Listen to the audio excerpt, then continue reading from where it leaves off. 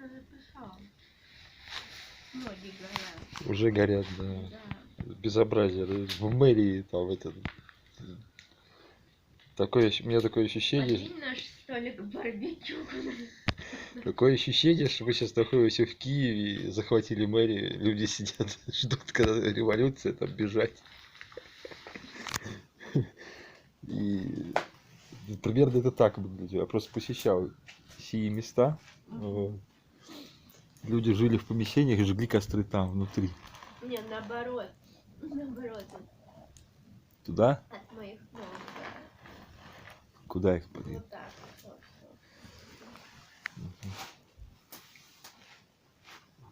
И как революция происходит? Тепло. В Карелии. Хорошо. Завтрака. Прям какой-то Майдан. Поздний завтрак.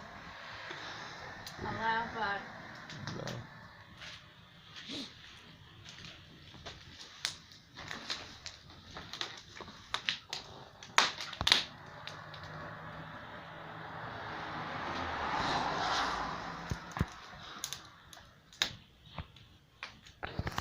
Так, ну я, короче, псевдоблогер Воронцов, ой, то есть Арчибальд Лавгинович, вот, тут записался, подписался на этот трэш. Надеюсь, что все закончится нормально. Все из-за бабы. Поджог. Это я заставила.